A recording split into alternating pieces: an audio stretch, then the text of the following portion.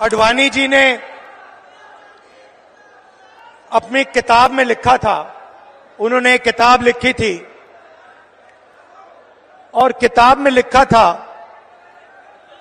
कि जो आरएसएस और बीजेपी की सच्ची लेबोरेटरी,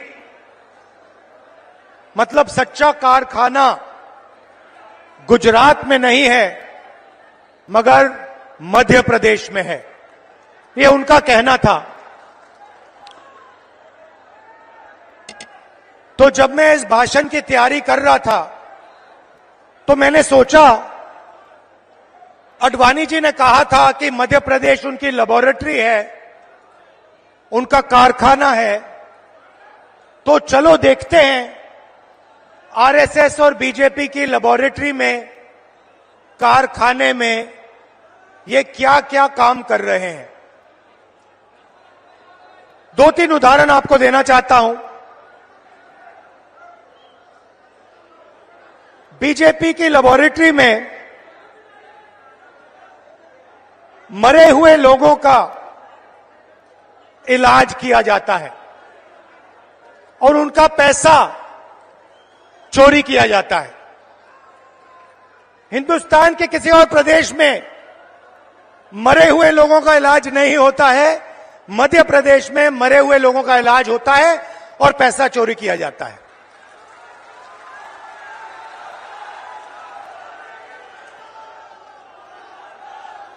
मध्य प्रदेश में और किसी प्रदेश में शिव जी, भगवान शिव से चोरी नहीं की जाती है, मध्य प्रदेश में महाकाल कॉरिडोर में शिव जी से चोरी की जाती है।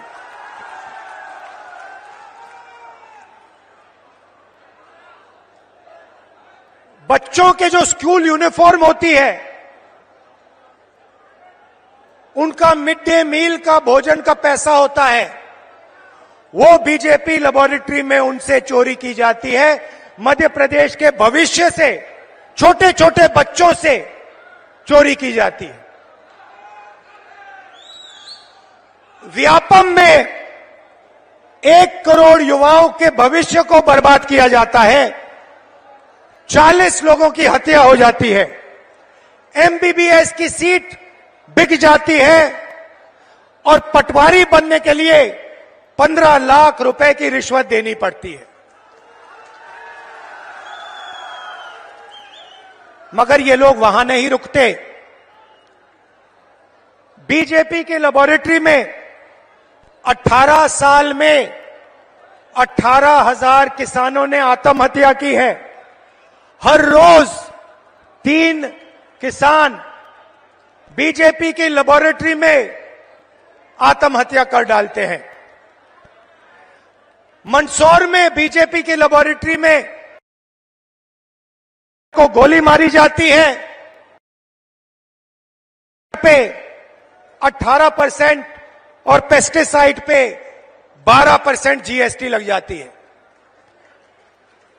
ठहरिए, बीजेपी की लेबोरेटरी में हर रोज महिलाओं का बलात्कार होता है। 12 साल की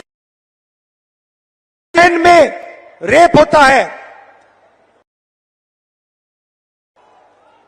भोपाल में एक लड़की का बलात्कार होता है और जब उसका भाई उसे बचाने की कोशिश करता है तो पुलिस के सामने उसकी हत्या कर दी जाती है। ये बीजेपी आरएसएस की लेबोरेटरी का काम। 45 सिलेंडर 11, और जहां भी देखो वहां पे प्राइवेटाइजेशन और कॉन्ट्रैक्चुअलाइजेशन किया जा रहा है। यह काम बीजेपी की लेबोरेटरी में आपके सामने किया जाता है। बीजेपी के लेबोरेटरी में आदिवासी जिला है, बीजेपी के नेता आदिवासियों के ऊपर पेशाब करते हैं।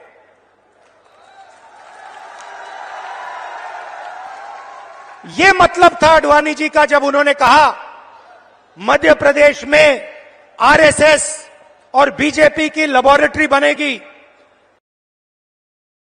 को करके दिखाया है। आदिवासियों के बीच आया हूं तो आपके बारे में थोड़ा कहना चाहता हूं। देखिए, शब्द बहुत जरूरी होते हैं। जब कमलनाथ जी भाषण देते हैं, हमारे नेता भाषण देते हैं, सोनिया भाषण देते थे, मैं भाषण देता हूं, ऐसी शब्द का प्रयोग करते हैं। आपने हमारे मुंह से कभी वनवासी शब्द सुना है? आदिवासी शब्द बीच में फर्क क्या है? आदिवासी शब्द का मतलब हिंदुस्तान के वासी जो यहां पहले आए थे। आदिवासी शब्द का मतलब जब पहले हिंदुस्तान आया, पहले लोग जो यहां रहते थे, जो इस जमीन के मालिक थे, उनको हम आदिवासी कहते हैं। मतलब यह कोई खोखला शब्द नहीं है। इसका मतलब हिंदुस्तान की जमीन, जल, जंगल पर आपका सबसे पहला हक बनता है। यह है इसका मतलब।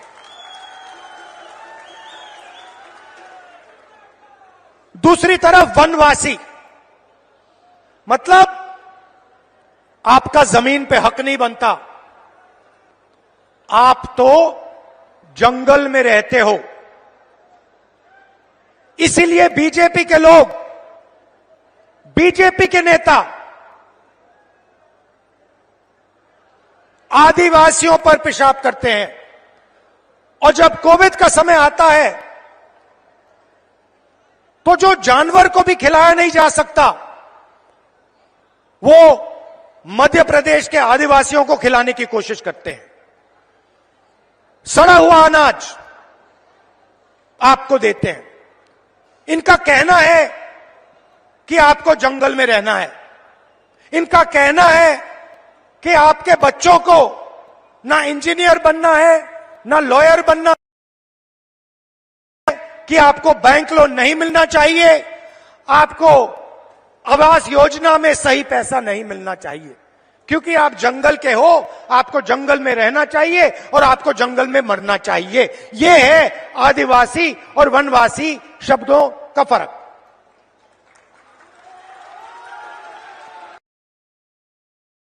साफ है।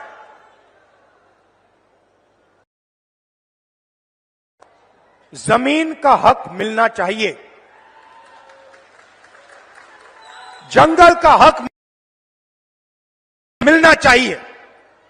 और हम कानून लाए, क्योंकि हम खोखले वायदे नहीं करते।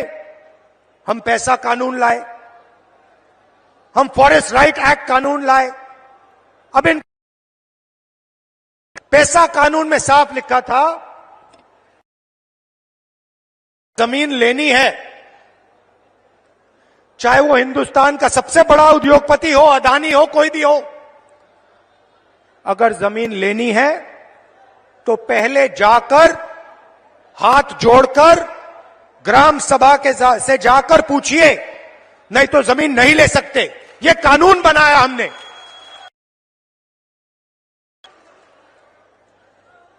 बीजेपी कहते नहीं, आप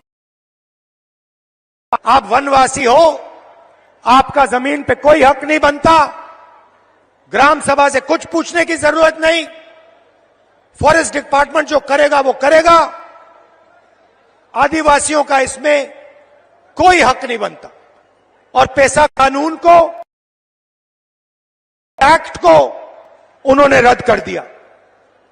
4.5 लाख पट्टे जमीन के पट्टे जो आपके हैं, जो आपको मिलने चाहिए, उन पट्टों को बीजेपी की सरकार ने रिजेक्ट कर दिया, रद्द कर दिया।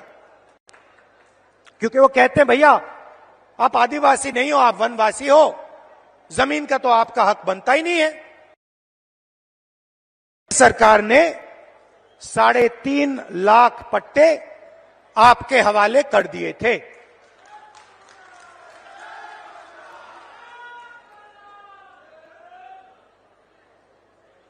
बीजेपी सरकार ने धमकी देकर, डराकर आपसे जमीन छीनी। जोबट में, मंडला में, डिंडोरी में आपने धरना की, आप खड़े हो गए, आपने कहा हम आपको जमीन नहीं देना चाहते, मगर हिंसा के साथ सरकार के बल को प्रयोग करके आपको हटाया गया और जो आपका है आपसे छीना गया। जल, जमीन और जंगल, मैं आपको यहां गारंटी देके कह रहा हूं, जो आपका है वो आपको हम वापस दे देंगे। जो आपकी जमीन का हक है हम आपको दे देंगे। अब मैं आपसे अब एक मजेदार बात बोलना चाहता हूं। इस बात को आप गहराई से सुनिए, क्योंकि ये आपके भविष्य के लिए बहुत जरूरी बात है। देखिए, हिंदुस्तान की सरकार को 90 अफसर चलाते हैं, कैबिनेट सेक्रेटरी चलाते हैं और secretary to the government of India चलाते हैं। हिंदुस्तान सरकार का कोई भी निर्णय हो, छोटे से छोटा निर्णय, बड़े से बड़ा निर्णय, मनरेगा कैसे बनेगा, आदिवासी बिल कैसे बनेगा, डिफेंस का पैसा कैसे खर्च किया जाएगा, ये सारे के सारे निर्णय अंत में ये 90 अफसर साइन करके निर्णय लेते हैं। भाई और बहनों, बीजेपी के एमएलए और एमपी नहीं लेते हैं। बजट का कैसे प्रयोग किया जाएगा, हिंदुस्तान में जो जीएसटी का पैसा लिया जा रहा है, गरीबों से छीना जा रहा है, वो पैसा कैसे इस्तेमाल होगा, ये 90 अफसर निर्णय लेते हैं।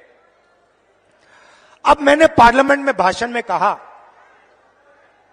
कि 90 अफसरों में से 3 अफसर ओबीसी वर्ग के हैं। और मैंने कहा कि भैया ये जो पूरा बजट है, इसमें से सिर्फ 5% बजट ओबीसी अफसर डिसाइड करते हैं। अगर हिंदुस्तान की सरकार 100 रुपए खर्च करती है तो ओबीसी वर्ग के अफसर 5 रुपए का निर्णय लेते हैं। अब मैं आपसे सवाल पूछता हूं, मजेदार सवाल। अगर हिंदुस्तान की सरकार 100 रुपए खर्च करती है और ओबीसी के अफसर 5 रुपए का निर्णय लेते हैं, तो आदिवासी अफसर आज कितने रुपए का निर्णय लेते हैं, यह बता दो मुझे। भाई और बहनों, ये हिंदुस्तान, हमारे देश को चलाते हैं। आप मुझे बताइए, अगर हिंदुस्तान की सरकार 100 रुपए खर्च करती है तो आदिवासी अफसर कितने रुपए का निर्णय लेते हैं? जब मैं आपको बताऊंगा, जवाब दूंगा, आप हिल जाओगे। शर्म की बात है। भाई और बहनों, 100 रुपए में से आदिवासी अफसर 5 रुपए का निर्णय नहीं लेते। भाई और बहनों, नहीं, 1 रुपए का भी निर्णय नहीं लेते। 50 पैसे का भी निर्णय नहीं लेते, 25 पैसे का निर्णय नहीं लेते। भाइयों और बहनों, हिंदुस्तान अगर 100 रुपए खर्च करता है तो आदिवासी अफसर 10 पैसे का निर्णय लेता है।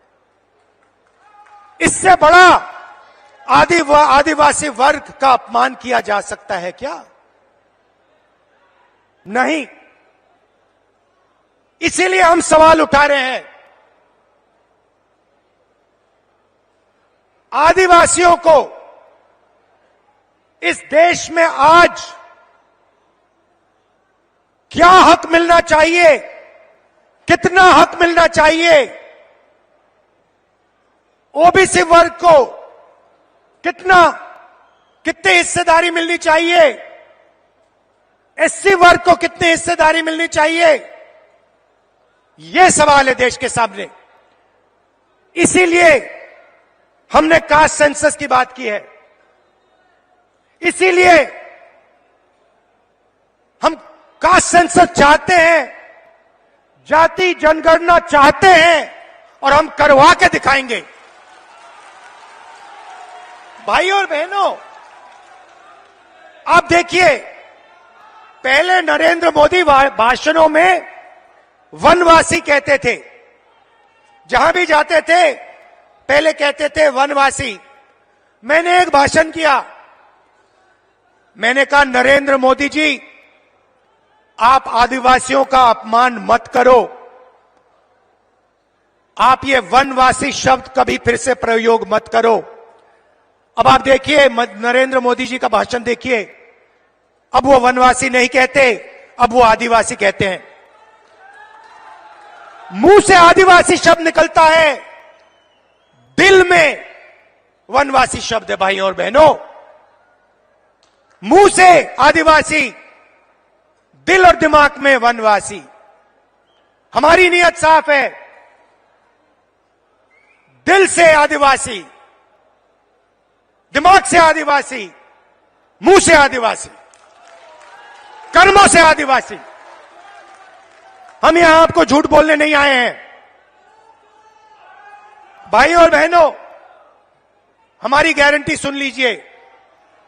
मैंने आपसे कहा था, आपकी जो जमीन है उसका हक आपको मिलेगा। जाति जनगणना की मैंने बात कर रखी, पार्लियामेंट में रखी, हम करवाएंगे, चाहे बीजेपी करवाए ना कराए, हम उन पे ऐसा दबाव डालेंगे, ऐसा दबाव डालेंगे, उनको करना ही पड़ेगा। अगर नहीं करेंगे, परे हो जाओ, हम करेंगे। भाई और बहनों, छत्तीसगढ़ की सरकार ने काम शुरू कर दिया, कर्नाटक की सरकार ने काम शुरू कर दिया, राजस्थान की सरकार ने काम शुरू कर दिया। कहां तक भागेगी बीजेपी? कहां तक दौड़ेंगे? मध्य प्रदेश में हमारी सरकार आएगी, पहला काम हमारी सरकार का सेंसस कर देगी। क्यों? क्योंकि हम आदिवासी वर्ग को, दलित वर्ग को और ओबीसी वर्ग को हिंदुस्तान की हिस्सेदारी देना चाहते हैं। मेरा सीधा सवाल है, अगर हिंदुस्तान में 50% से ज्यादा आदिवासी वर्ग है, तो दिल्ली में 90 अफसरों से सिर्फ 3 ओबीसी वर्ग के क्यों हैं? अगर आदिवासी वर्ग 10-15% है, तो 100 रुपए में से सिर्फ 10 पैसे का निर्णय आदिवासी वर्ग क्यों ले रहा है? यह शर्म की बात है। इसको हम बदलने जा रहे हैं, और पहला कदम का सेंसस जाति जनगणना है। पहला कदम। मैंने कमलनाथ जी से कहा, कुछ दिन पहले मैंने कमलनाथ जी से कहा, कमलनाथ जी आपकी एज क्या है? आयु क्या है आपकी? हाँ, 72 साल की एज है।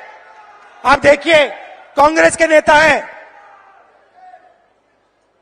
कभी जीप पे चढ़ जाएंगे, कभी भारत जोड़ो यात्रा पे निकल जाएंगे। कुछ दिन पहले भीड़ के बीच में घुस गए, थोड़ी सी चोट लग गई, घुटने में चोट लग गई। मैंने पहला सवाल इनसे पूछा, कमलनाथ जी आपने एक्सरे करवाया, एमआरआई आपने करवाया? कहते हां मैंने करवाया। क्या हुआ? नहीं, हड्डी नहीं टूटी थी, लिगामेंट में थोड़ी चोट लगी। वही बात मैं कह रहा हूं कास्ट सेंसस, जाति जनगणना एक्सरे है।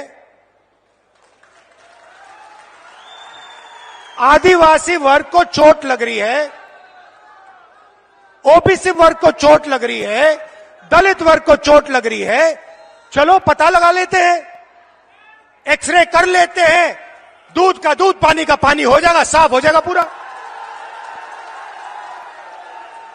अब मैं नरेंद्र मोदी को चैलेंज दिया, मोदी जी आप प्रधानमंत्री हो, देश का एक्सरे करा दो। कांग्रेस पार्टी ने जाति जनगणना की थी, उसका जो डेटा है मध्य प्रदेश की जनता के सामने, ओबीसी युवाओं के सामने रख दो। कभी नरेंद्र मोदी जी पाकिस्तान की बात करेंगे, कभी अफगानिस्तान की बात करेंगे, कभी साउथ इंडिया की बात करेंगे। क्या मतलब इधर ध्यान करवाएंगे, उधर दिखवाएंगे, ऊपर दिखवाएंगे, नीचे दिखवाएंगे।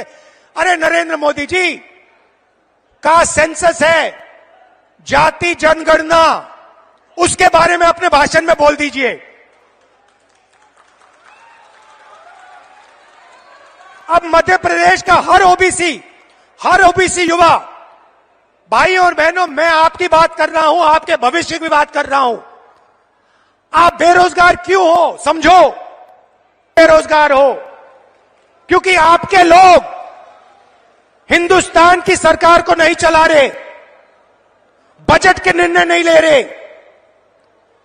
कल भाई और बहनों, ओबीसी भाई और बहनों, युवाओं, प्रेस कॉन्फ्रेंस हो रही थी मजेदार, मुझसे सवाल पूछ रहे हैं मोदी जी के बारे में, इजराइल के बारे में, अलग अलग सवाल। मैंने एक सवाल रख दिया सामने, ना एक दलित था ना एक आदिवासी था, यह सवाल है हिंदुस्तान के सामने। सवाल का जवाब हम निकालना चाह रहे हैं। ओबीसी युवा हैं कितने, उनकी भागीदारी कितनी होनी चाहिए, यह हम जानना चाह रहे हैं। नरेंद्र मोदी छुपाना चाह रहे हैं सच्चाई, बताना नहीं चाह रहे हैं। इसीलिए वो कभी पाकिस्तान की बात करेंगे, कभी वो साउथ इंडिया की बात करेंगे, कभी वो चुनाव की बात करेंगे। मैंने आज कमलनाथ जी से कहा,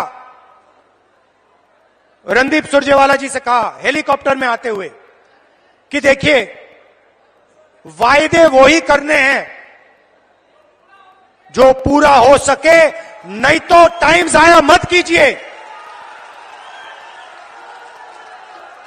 हम सच्चाई बोलना चाहते हैं, हम मध्य प्रदेश की जनता से मोहब्बत करते हैं, हम झूठ नहीं बोलेंगे।